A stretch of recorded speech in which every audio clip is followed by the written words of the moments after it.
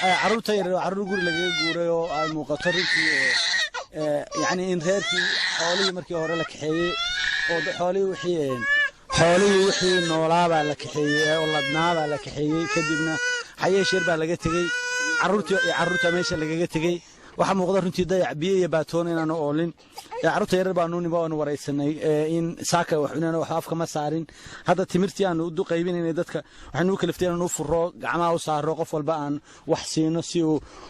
yani debal noloshooda loo gaadho waxaan dadka reer Soomaaliland meel kasta ay joogaan leeyahay war xoolihii mooji wax ka hadhi doonaba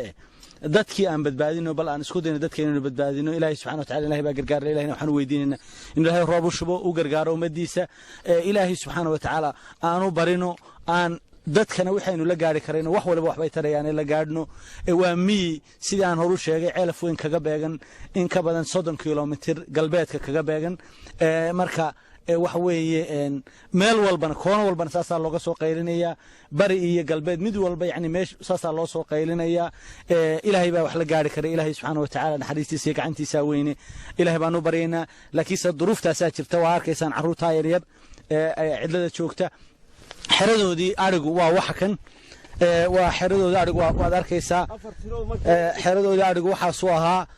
waxa ku soo hadhay waa meel aan 10 neef labada dacal hadaan gacanta tan iyo tan taabto waad arkaysaa 10 neef waa waxaan gaaray 5 neef 10 neef ka yar weeye yani inta halka ku xarootay aad arkayso waxa soo xoolaa يعني دبعتها صدق هايستا إلهي سبحانه وتعالى كسر جرجارو حرادي وين دوا تاس حولو وحرن شرين دبت رنتي عن قياس كريم بهالكتالة إلهي هو جرجارو ومدرسة سومالان ملك استيجوكتو مد كست الدولة دي الشعب وحوي مد وحيي مد لا ذنب وحلان وجرجارة إلهي سبحانه وتعالى والله في عون العبد ما كان العبد في عون أخيه إلهي سبحانه وتعالى وجرجارو مد يسمر كلو سو